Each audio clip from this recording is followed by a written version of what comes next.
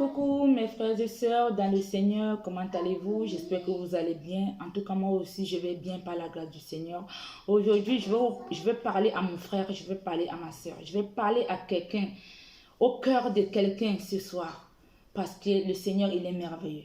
Le Seigneur est merveilleux, mes frères et sœurs. Donnons nos vies au Seigneur, car il est merveilleux. Il fait des merveilles. Il fait des merveilles.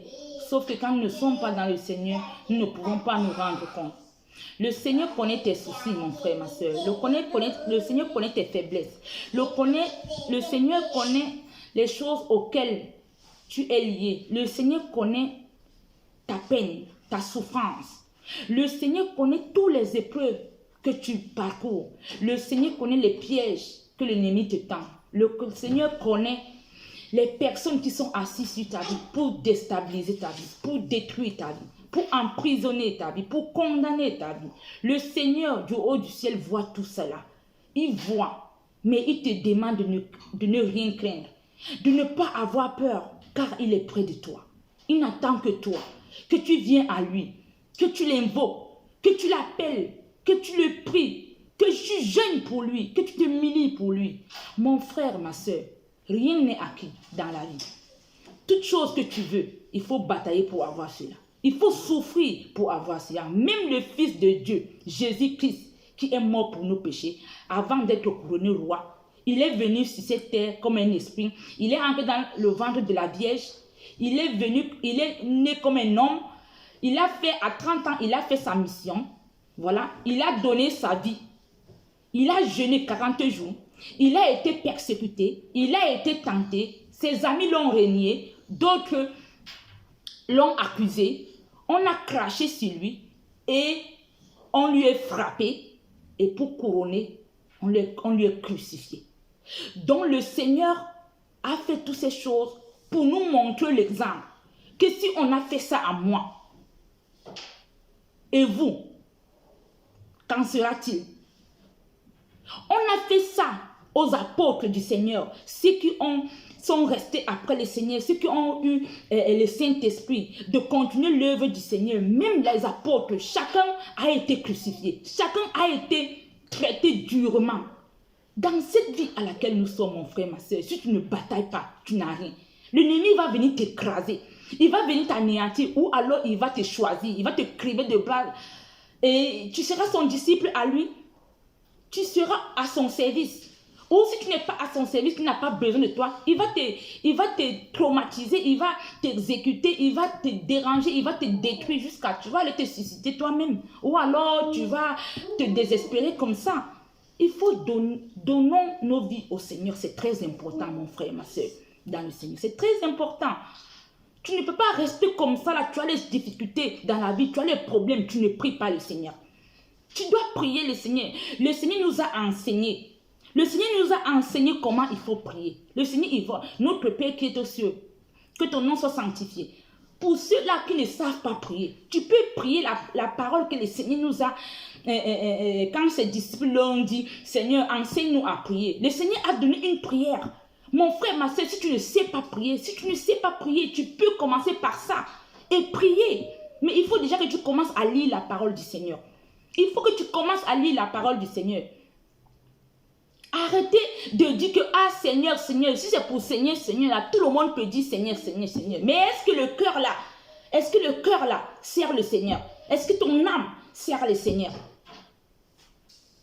Est-ce que ton âme sert le Seigneur? Il faut être juste devant Dieu. On ne se moque pas de Dieu.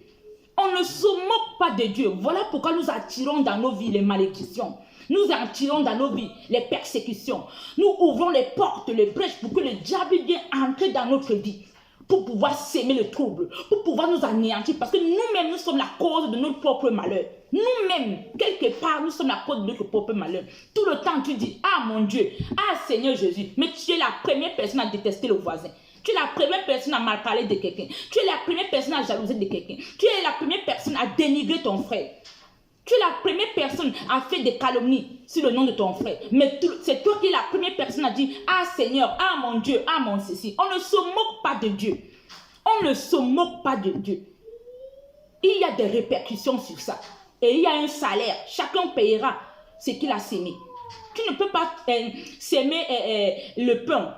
Ou alors tu ne peux pas s'aimer les patates. Tu récoltes la tomate. Ce que tu sèmes, c'est ce que tu récoltes. Ce que tu sèmes, c'est ce que tu récoltes. Chacun paiera le prix de ses œuvres. C'est comme ça. Tu ne peux pas servir deux maîtres. Tu ne peux pas servir deux maîtres. Ou alors tu ne peux pas dire que tu as un et tu adores l'autre. Beaucoup de personnes parlent que le Seigneur, ah mon Dieu, ah ceci. Mais par derrière, ils adorent Satan. Quand tu mal parles de ton frère, ça veut dire que tu adores Satan. Quand tu médites la chute de quelqu'un, ça veut dire que tu adores Satan. Quand tu crées les problèmes à ton frère, ça veut dire que tu adores Satan. Donc tu ne peux pas parler du Seigneur en même temps que tu adores Satan. Jamais. Tu ne peux pas aimer deux maîtres. Soit tu vas aimer un et tu vas haïr l'autre, soit tu vas haïr l'autre et tu vas aimer l'autre.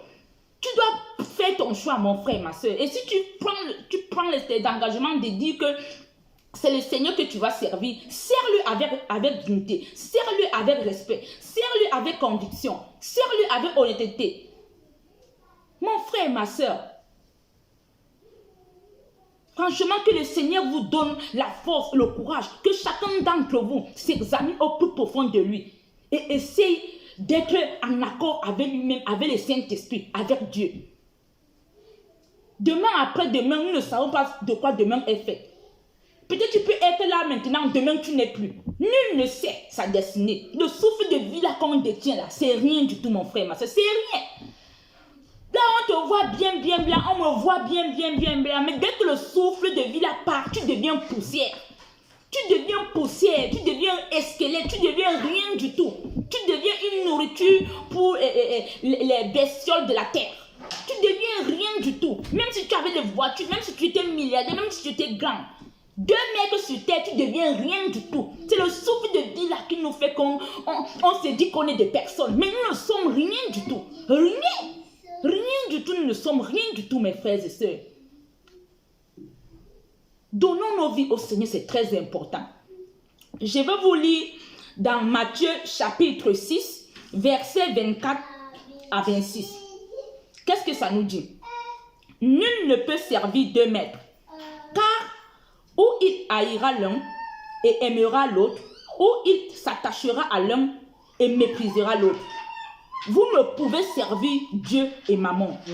C'est pourquoi je vous dis, ne vous inquiétez pas pour votre vie, de ce que vous mangerez, ni pour votre corps, de quoi vous serez vêtus. La vie n'est-elle pas plus que la nourriture, et le corps plus que le vêtement?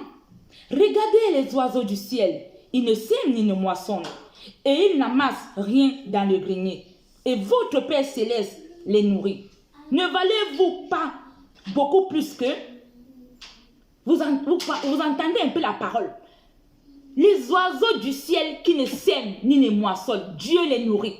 Dieu les nourrit. À plus forte raison, nous. Ne valons-nous pas mieux que les oiseaux? Ne valons-nous pas mieux que les oiseaux? On est là, on s'inquiète des choses de la vie. On s'inquiète des choses de la vie. Je vais manger quoi demain? Je n'ai pas encore le travail. Je n'ai pas ceci. Je n'ai pas cela. Oh, je n'ai pas encore enfanté. Oh, je n'ai pas encore de mari. Je n'ai pas ci, je n'ai pas ça. Toujours encore laisser lamenter. Mais on est là, on ne peut pas dire que, ah mon Dieu, merci de m'avoir accordé le souffle de vie que d'autres n'ont pas. Pendant que tu es en train de dire là que, ah, je n'ai pas mangé, ah, je n'ai pas... Il y a une autre personne qui est en train de bagarrer entre la vie et la mort. Donc, ça veut dire que le manger que toi tu commandes là, lui ne veut pas ça. Lui veut le souffle de vie. On ne se rend pas compte de la grâce que nous avons. Nous ne nous rendons pas grâce. Nous ne nous rendons pas compte de la grâce que nous avons. Cherchez premièrement le royaume et la justice de Dieu, et le reste vous sera donné par-dessus tout. Ça veut dire que quand tu as le Seigneur comme bouclier, quand tu as Dieu devant toi, quand c'est le Seigneur que tu as fixé ton regard, quand c'est vers Dieu que tu t'es tourné, le reste là viendra. Parce que le Seigneur sait de quoi tu as besoin. Même quand on ouvre la bouche là pour prier, le Seigneur sait déjà ce que nous voulons. Il sait déjà ce que nous allons lui demander. Quelqu'un qui sonde les cœurs et les reins, il sait déjà ce que tu vas lui demander. Même s'il veut que la vérité soit au fond du cœur, mais il sait déjà ce que tu as besoin. Alors il t'exaucera, alors il t'aidera, alors il viendra dans ta vie. Ce n'est pas un miracle, ce n'est pas par miracle si je suis là aujourd'hui en train de vous parler. C'est parce que le Seigneur a fait des merveilles. C'est parce que j'ai cherché le Seigneur dans ma vie. C'est parce que je m'étais remis en question. J'ai dit, Seigneur, pourquoi ma vie, elle est comme ça? J'ai fait quoi de mal? Et si j'ai fait quelque chose de mal consciemment et inconsciemment, je veux que tu me révèles cela. Je veux que tu me changes, Seigneur. Je veux que tu permettes que je puisse être quelqu'un de nouveau. Le Seigneur a travaillé, bien que ce n'était pas facile, mais le Seigneur a travaillé dans ma vie. Parce qu'il y avait la saleté, il y avait de l'impureté. Il fallait qu'il enlève les choses qui ne sont pas de lui pour que le Saint-Esprit habite en moi. Aujourd'hui, je suis devant vous. Pas en train de mal parler de quelqu'un, parce que ça va m'envoyer à l'enfer, mais en train de parler de l'Éternel. En train de vous parler de Dieu. De ce Dieu merveilleux qui m'a transformé moi, qui m'a changé moi, qui m'a restauré moi. Ça veut dire qu'il peut aussi faire ça pour toi. Je ne suis pas plus importante que toi. Je ne suis pas plus grand que toi. Je ne suis pas plus... Je ne sais pas ce que je peux vous dire. Nous sommes tous pareils. Égal à l'image de Dieu. Mais s'il a fait de moi la personne que je suis aujourd'hui, l'être que je vous montre aujourd'hui, ça veut dire qu'il peut aussi faire ça à toi. Fais-lui confiance, mon frère, ma soeur. Fais confiance à l'Éternel et il ne t'abandonnera pas. Il ne te décevra pas. Il ne va pas te décevoir. Il est trop grand et il t'aime de trop. C'est pas pour rien qu'il a envoyé son fils pour mourir pour toi.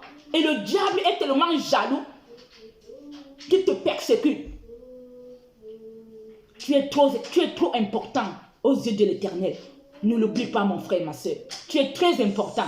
Trop important devant l'Éternel. Et il t'aime de trop. Il t'aime tellement qu'il souffre.